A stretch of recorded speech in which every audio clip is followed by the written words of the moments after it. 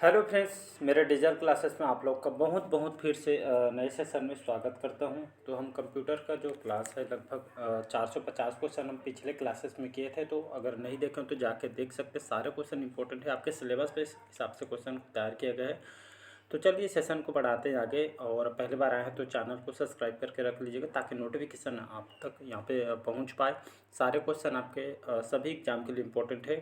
आप कोई भी एग्जाम में अगर कंप्यूटर का जो सिलेबस है, चाहे आप स्टेट का तैयारी कर रहे हो, तो इसमें आपका पटवारी हो गया, एडीओ, कोई भी एग्जाम हो, छात्रावास और आपका सेंट्रल गवर्नमेंट का बैंक वगैरह, मतलब सभी एग्जाम को कवर कराएगा। तो चलिए सेशन को बढ़ाते आगे। लगभग 450 क्वेश्चन में पिछले क्लासेस को किया। तो हमारा क्वेश्चन है, भारत का पहला कंप्यूटर कहाँ स्थापित किया था? भारतीय जो सांख्यिकी संस्थान कोलकाता में, भारतीय प्रौद्योगिकी संस्थान दिल्ली में, Indian oil and steel company जो आपके बर्नपुर में है, या भारतीय विज्ञान संस्थान आपके बेंगलुरु में। तो इसका जो करेक्ट आंसर हो जाएगा भारतीय जो सांख्यिकी संस्थान कोलकाता में। कौन से सन में? तो 1956 में इसको लगाया था। इसको याद रखिएगा, एग्जाम में क्वेश्चन पूछा गया। तो भारतीय सांख्यिकी संस्थान कोलकाता में यहाँ पे कंप्यूटर के युग की शुरुआत यहाँ पे भारत में की गई थी। इसको याद रखिए। जो आपके यहाँ पे एनालॉग कंप्यूटर की स्थापना की गई थी, जो भारत का प्रथम कंप्यूटर था। तो इसको याद रखिएगा। अगला क्वेश्चन देखते हैं, डाटा प्रोसेसिंग का अर्थ क्या होता है? तो डाटा प्रोसेसिंग का अर्थ क्या है? तो डाटा को उपयोगी बनाना है, डाटा को सजाना है, या डाटा का संग्रहण स्थायी करना है, या उपरोक्त में से सभी। तो इसका जो करेक्ट आंसर है डाटा प्रोसेसिंग, ये आपका डाटा को उपयोगी बनाना है। उसको डाटा को हम कैसे उपयोग करते हैं, या खास करके डाटा बहुत ही ज़्यादा हम इसको या तो नोटिफिकेशन के रूप में, फाइल के रूप में हम इसको जानते हैं। तो डाटा प्रोसेसिंग अर्थ है डाटा को उपयोगी बनाना है। तो इसका ए ऑप्शन करेक्ट आंसर हो जाएगा। अगला क्वेश्चन देखते हैं, कौन सा कंप्यूटर सबसे तेज होता है? Micro computer, super computer, mini computer, या आपका मेन फ्रेम कंप्यूटर। इसका जो करेक्ट आंसर हो जाएगा आपका बी ऑप्शन करेक्ट आंसर। तो इसका जो करेक्ट आंसर हो जाएगा बी ऑप्शन करेक्ट आंसर हो जाएगा। तो याद रखिए। तो जो सुपर कंप्यूटर है आपका कंप्यूटर सबसे तेज होता है। अगर मैं भारत की बात करूँ तो भारत में सुपर कंप्यूटर किसने तैयार किया था? तो विजय पी जो भाटकर है, याद रखिए, इन्होंने सुपर कंप्यूटर जो है भारत में, इनके वास्तुकार हैं, इनके जनक के रूप में इनको जाना जाता था। इस याद रखिए, परम जो सुपर कंप्यूटर है इसका नेतृत्व तो इनको द्वारा किया गया था। ये इसका जो मॉडल है परम 8000। तो इसको याद रखिए, 1991 में इसको विकसित किया गया था। तो इसको याद रखिए, बी ऑप्शन करेक्ट आंसर हो जाएगा। तो अगर पूछे क्वेश्चन भारत में सुपर कंप्यूटर के जनक कौन है, तो आंसर में आपको विजय जो भाटकर जी है, इसको आंसर में ले लेना है। इनको पद्म भूषण से भी यहाँ पे नवाजा जा चुका है। अगला क्वेश्चन देखते हैं यहाँ पे, विद्यमान डॉक्यूमेंट को परिवर्तित करना डॉक्यूमेंट की यह क्या कहलाता है? तो विद्यमान डॉक्यूमेंट को परिवर्तित करना या एक्सचेंज करना डॉक्यूमेंट की यह प्रक्रिया क्या कहलाता है? तो क्रिएटिंग, मॉडिफाइंग, या एडिटिंग, या इनमें से कोई नहीं। इसका जो करेक्ट आंसर हो जाएगा सी ऑप्शन हो जाएगा। तो ये आपका एडिटिंग कहलाता है। तो एडिटिंग में डॉक्यूमेंट को जो आपके मतलब कुछ भी हमको चेंज करना रहता है या कुछ उसमें सुधार करना रहता है, तो ये आपका एडिटिंग कहलाता है। तो इसको याद रखिएगा। अगला क्वेश्चन देखते हैं। अगला क्वेश्चन हमारा, समग्र डॉक्यूमेंट सिलेक्ट करने के लिए निम्नलिखित में से कौन सा इसमें से प्रयुक्त किया जा सकता है, या किसको इसमें प्रयोग करेंगे तो हमारे जो डॉक्यूमेंट सिलेक्ट हो जाएगा? तो control plus A, control plus N, shift plus A, या कंट्रोल प्लस एच। तो इसका जो करेक्ट आंसर हो जाएगा ए ऑप्शन करेक्ट आंसर हो जाएगा। तो कंट्रोल प्लस जो ए है आपका, तो इसको अगर हम जैसे कुछ फाइल को हमको कुछ सिलेक्ट करना रहता है, चाहे मोबाइल में हो, चाहे आपका मोबाइल में नहीं पता हो, तो आपको कंप्यूटर के लिए कीबोर्ड में हम यूज करेंगे। तो डॉक्यूमेंट सेलेक्ट करने के लिए जो शॉर्टकट जो कुंजी हम इसमें कंट्रोल प्लस ए से हम सेलेक्ट कर लेंगे, जितना हमको सिलेक्ट करना होगा।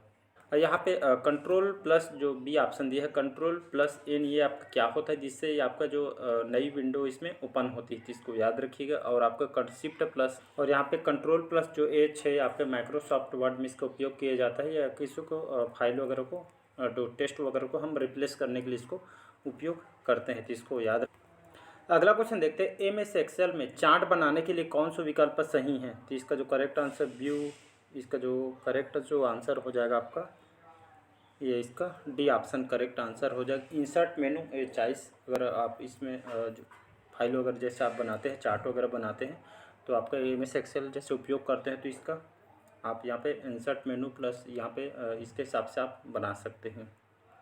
अगला क्वेश्चन देखते हैं, किस कमांड की सहायता से हम किसी दस्तावेज को बचा सकते हैं। तो कौन से कमांड से हम किसी फाइल वगैरह दस्तावेज को बचा सकते हैं। तो इसका जो Ctrl+X से, Shift+F से, Ctrl+S से या Ctrl+A से। तो इसका जो करेक्ट आंसर जो हो जाए Ctrl+ जैसे F दबाएं तो हम किसी भी फाइल वगैरह दस्तावेज को हम सेव करके इसको बचा सकते हैं।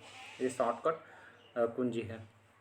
अगला क्वेश्चन देखते हैं यहाँ पे, शब्द संसाधन में डॉक्यूमेंट के भीतर टेक्स्ट को एक स्थान से दूसरे स्थान पर ले जाने को क्या कहते हैं। तो कट एवं पेस्ट, सर्च एवं रिप्लेस, क्लिप आर्ट या ब्लॉक ऑपरेशन। इसका जो करेक्ट आंसर जो हो जाएगा आपका ए ऑप्शन करेक्ट आंसर हो जाएगा। तो याद रखिए, तो शब्द संसाधन में डॉक्यूमेंट के भीतर जो टेक्स्ट को एक स्थान से दूसरे स्थान ये आपका ले जाने के लिए क्या कहलाता है, ये आपका कट पेस्ट कहलाता है। हम किसी को फाइल में जैसे काटना रहता है या किसी दूसरे स्थान में जो सिलेक्ट किए रहते हैं फाइल को हम सेव करना रहता है तो वहाँ पे हम पेस्ट करते हैं, तो यही आपका कट पेस्ट कहलाता है। एग्जाम में क्वेश्चन आया हुआ है।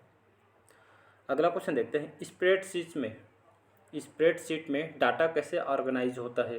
हाइट और विड्थ में, लाइंस और स्पेस में, रो एंड कॉलम्स में या इनमें से कोई नहीं। तो इसका जो करेक्ट आंसर हो जाएगा सी ऑप्शन करेक्ट आंसर हो जाएगा। तो रो एंड आपके जो कॉलम्स में इसके माध्यम से ऑर्गेनाइज होता है। स्प्रेडशीट में डाटा वगैरह इससे हम बनाते हैं, जैसे मार्कर शीट वगैरह हो गया, कुछ भी हम काम करते हैं। तो अगला क्वेश्चन देखते हैं यहाँ पे, टेक्स्ट आधारित डॉक्यूमेंट तैयार करने वाले सॉफ्टवेयर को क्या कहा जाता है। वर्ड प्रोसेसर, स्प्रेडशीट, सूट्स या इनमें से कोई नहीं। तो इसका जो करेक्ट आंसर हो जाएगा ये सभी आपके वर्ड प्रोसेसर में काम होता है, याद रखिएगा। तो डॉक्यूमेंट तैयार करने के लिए जो सॉफ्टवेयर वर्ड प्रोसेसर में जितने भी हम जैसे लिखना रहता है टेक्स्ट के माध्यम से आधारित, ये आपको डॉक्यूमेंट वर्ड प्रोसेसर कहलाता है।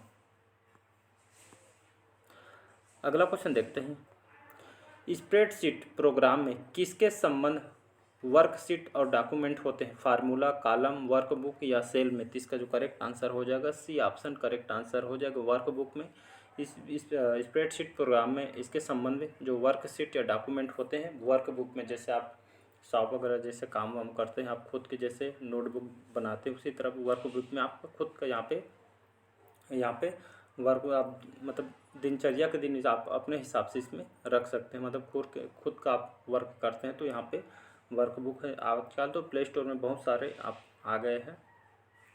अगला क्वेश्चन देखते हैं यहाँ पे, सारे वर्ड डॉक्यूमेंट का डिफ़ॉल्ट फाइल एक्सटेंशन क्या है। तो डॉक, TXT फाइल या आपका वर्ड है। तो 462 का जो करेक्ट आंसर हो जाएगा आपका कौन सा हो जाएगा। तो इसका ये आपका DOC जिसको हम डॉक्यूमेंट बोलते हैं। तो सारे डॉक्यूमेंट या डिफ़ॉल्ट फाइल एक्सटेंशन क्या है, तो आपका डॉक्यूमेंट कहलाता है। किसी भी डाटा को हम फाइल के रूप में ही प्राप्त करते हैं, तो इसको याद रहे, सारे डॉक्यूमेंट को हम डॉक्यूमेंट के रूप में जानते हैं। अगला क्वेश्चन देखते हैं,